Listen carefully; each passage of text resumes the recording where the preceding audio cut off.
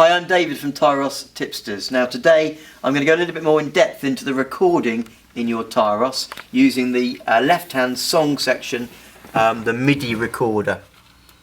Now this will work in the same as any Tyros model from 1 to 5, and also in the S series keyboards. They all record in exactly the same way, so if you have one of those, this will work for you too. Now the recording I did on the last video was on a one-take record, which just took all the tracks and recorded everything I was playing in one go. What I want to do is build up a song using different tracks. So I could use the drums on the instrument, but I'm going to start off with a drum kit that I'm going to play manually on the keys. Now each key corresponds to a different drum instrument. So if I select from the part 1 my drum kit, and I'll go into standard kit, this is the one I like, there's different sounds on each key. So you need to practice your drumming technique to be able to play drums on each key. Now I've got here a bass drum on my second C up. I've got a snare drum. I've got a cymbal here. So I'm going to make it like a cymbal, like a swing rhythm. So I'm going to record in my first track, essentially playing the bass for the first beat. And I might use the cymbal at the crash. And I might use my snare a little bit. Okay, to start the recording, let's go over and go to this section and press record and stop to make sure there's nothing currently in the memory of the song. So there is. It says, do you want to save it? And I don't want to save anything new, so I'm going to go no. Okay, now to start a recording, I'm going to go to the record button and press record. And I'm going to hold on at the same time the track, my first track. And on the screen here, while I'm holding the record button, I'm going to choose track 1. Now it will say to me the sound it's going to use, which section, right 1, and that's the sound that I've put my drum kit into, my right hand 1 section. So that's all ready to go with the drum kit sound. Let's try and keep our timing right, so I'm going to put my metronome on and make sure the speed's set okay. Okay, that's a little bit too fast, let's slow that down a little bit. That should be okay. So I've got my metronome. That will just help my timing while I'm recording. Okay, so I've got my bass drum, snare drum, I've got a cymbal here. I'm going to record my swing rhythm in. Here we go.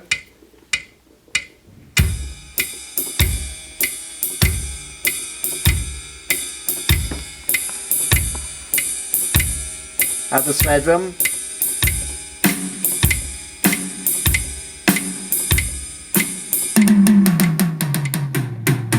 Drum roll and a crash. Okay, that's close enough. So we'll now stop the recording on the stop button, and we'll just check it's in the memory. Let's press the play button. That records it okay, that's fine. So I'll stop that again. So I've got in there now my first drum track. If we make mistakes, we can go back and start that whole process again. But now I've got that in there, I'm going to record track 2. So again, press the record button and hold down track 2. And again, it shows me it's using the right hand 1 voice, and this time I'm going to put in there a bass sound. So I'm going to go to my bass section and select, I'm going to use vintage round. That's selected there. Let's exit back out. So it's now ready to record my second track, and my bass voice is selected. So here we go.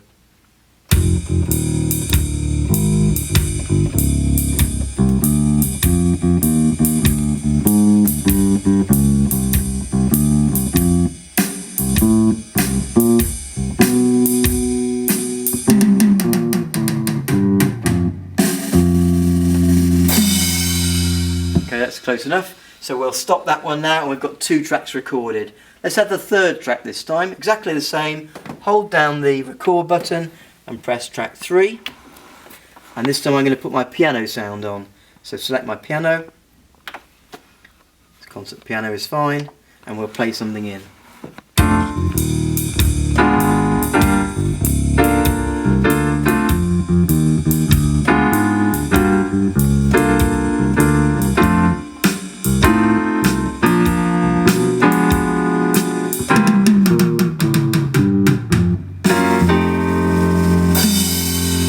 Okay, so we've got 3 tracks recorded now. Let's stop that one. And finally I'll put a solo instrument in. So I'm going to go record my 4th track, and I'm going to select a trombone sound. So we'll go to the brass section I'll choose my trombone. Okay, and then we'll record in our fourth track.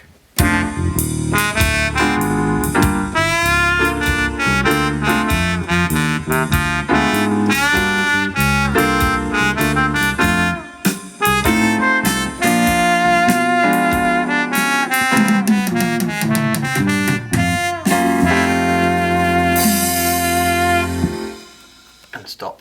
So we now have 4 tracks. Let's have a listen to them all together.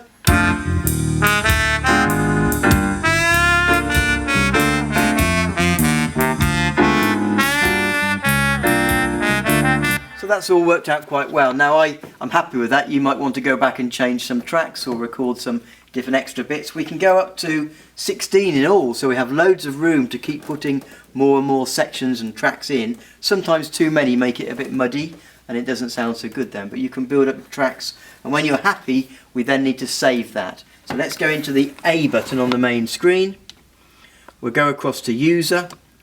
We'll be assured that we're on the right one. We've got 2 menus here. We want to be on menu 2, and we go to the save button, and let's delete that out there, and we'll put in there, we'll call it capital D, we'll call it song 3, shall we? So S O N G, have a space, and then we'll put a number 3 in.